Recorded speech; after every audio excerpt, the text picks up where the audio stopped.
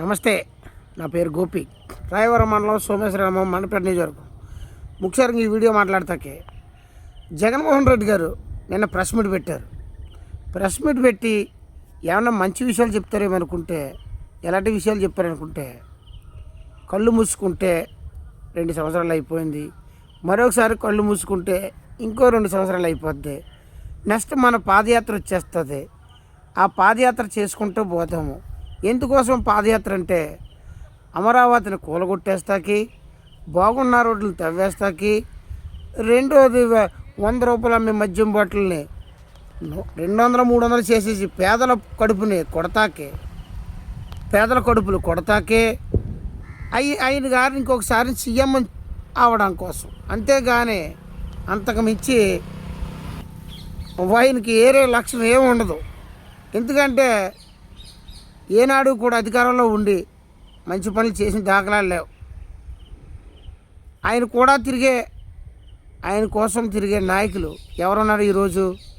విజయసాయిరెడ్డి గారు ఉన్నారా? శర్మిల ఉందా?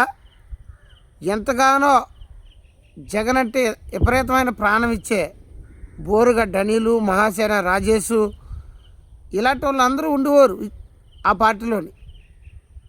ఏరి ఇలా రౌడీలు ఉన్నారన్నమాట. రౌడీలు ఉండి అన్నొస్తాడు 2029లో వేసేస్తాడు అని చెప్పుకుంటే రౌడీలు అందరూ మిగిలిపోయారన్నమాట. ఇలా కార్యకర్తలకే పెద్దపేట అని బోర్డు తగిలిచ్చాడు. వెనకతల బోర్డు తగిలిచ్చి బోరుగడ్డ అనిల్ లాంటి నాయకుడికి పక్కకి గెంటేశాడు. కనీసం ఏం జరిగిందని తెలుసుకోకుండా ఉంటే ఒకసారి ఆలోచించండి. వైఎస్ఆర్సీపీ నాయకులారా, ఈ జగన్మోహన్ రెడ్డి గారి తీరు సొంత ఇంట్లో రక్త సంబంధులకే అతను న్యాయం చేయలేనుడు మీకు చేస్తాడా? పైగా ఈసారి యుద్ధమే జరగాలి అని చెప్పుకుంటున్నాడు. ఏ రకంగా చేస్తారు యుద్ధం? ఎవరి కోసం చేయమంటున్నాడు యుద్ధం? మీ భార్య బిడ్డల కోసం చేయాలి యుద్ధం, మీ తల్లిదండ్రుల కోసం చేయాలి యుద్ధం. అంతేగాని ఎవడో అనామకుడు నన్ను సీఎం చేయండి, దానికోసం మీరు యుద్ధం చేయండి అని డైరెక్ట్గా అడుగుతున్నాడు.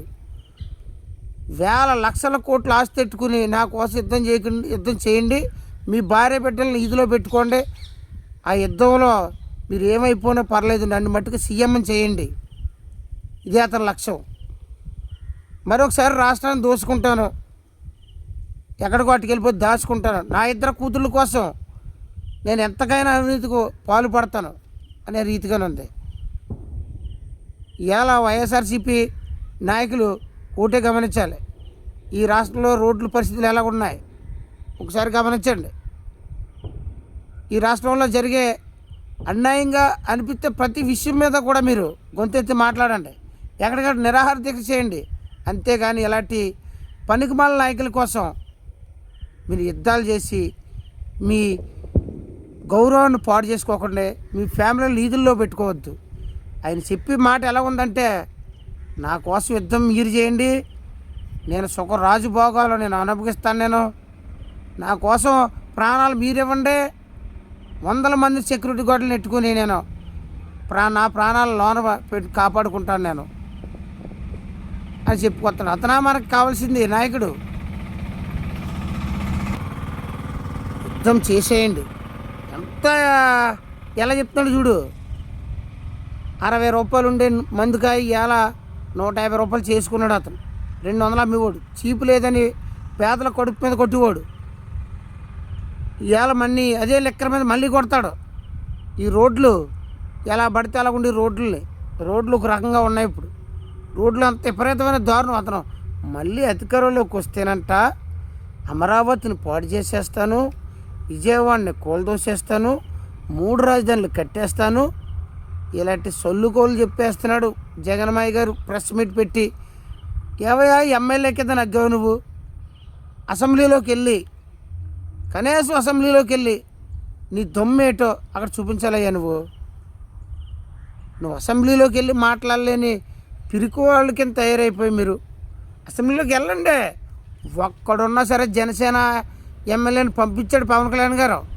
అతను పార్టీ మారి నువ్వు లాక్కి తెంగావు, కానీ లేకపోతే కడదాకా 5 ఏళ్ళ దాకా అలా పోట్లాడుతుడు కొట్లాడుతుడు ఇలా రాపాక వరప్రసాద్ అన్నవాడిని మంత్రి పదవి చేసి ఆకాశానికి తీసుకెళ్తాడు.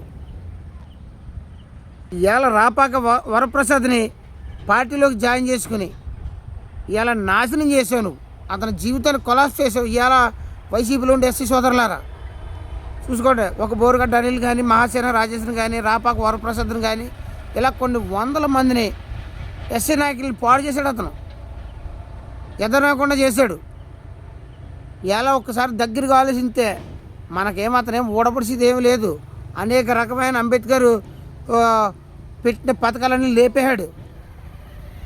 ఎలా జగన్మోహన్ రెడ్డి గారి కోసం, నా కోసం యుద్ధం చేసేయండి, నా కోసం మీ భార్య బిడ్డలను కూడా చంపేసుకోండి అన్న రీతిగానే మాట్లాడుతున్నాడు. ఇలాంటి నాయకుడిని ఎక్కడ చూడలేదయ్యా. 2 సంవత్సరాలునంట, 2 సంవత్సరాలు కళ్ళు మూసుకుంటేనంట ఎలక్షన్ల దగ్గరికి వచ్చేస్తాయంట, ఈయన పాదయాత్ర చేసేస్తారంట. ఎందుకోసం చేసేస్తారంటే బాగున్న రోడ్లను కోల్దోసేస్తారంట, బాగున్న అమరావతిని మొత్తం అంటించేస్తారంట, 3 రాజధానుల పేరుతో మొత్తం జనాలను మోసం చేసేస్తారంట. ఇదే అంట ఆయన లక్ష్యం. అంతేగాని మంచి పనులు చేస్తే కాదంట. మర్డర్లు మానభంగాలు చేసేస్తారంట. వారు నాయకులు చేసేయమని డైరెక్ట్గా చెప్పేస్తున్నారంట. అయ్యా జగన్మోహన్ రెడ్డి గారు, మీ తీరు, మీ ప్రెస్ మీట్లు బయట పెట్టుకుని నేను అసెంబ్లీ జరిగింది, నేను అసెంబ్లీలోకి వెళ్ళి మాట్లాడిన ఇయ్యే మాటలు బయట ప్రెస్ మీట్ పెట్టి 4-5 వైసీపీ లీడర్స్ని వేసుకుని మీరు ఒక గదిలో కూర్చుని సొల్లు కౌర్లు సోదు కౌర్లు చెప్పకండి. మీకు ఎమ్మెల్యేలు 11 మంది ఎమ్మెల్యేలు ఇస్తే మీరు చేసే నిర్వాహకం ఏంటంటే బయట ప్రెస్ మీట్లు పెట్టి ఎక్కడ సత్తే ఎవడ సత్తాడా అని ఆడి దగ్గరికి వెళ్ళిపోదాము, అక్కడ ప్రౌడ్ కల్పించేద్దాము, నేనున్నానని నిరూపించేసుకుందాము. నువ్వు ఉన్నావు లేవయ్యా, జనాలు గుర్తించారు కదా నిన్ను, గుర్తించిన మూల సీఎం అని చేశారు నిన్ను. మరి ఇంకెందుకు వెళ్ళాడితే ధైర్యం అసలు అసెంబ్లీలోకి వెళ్ళు,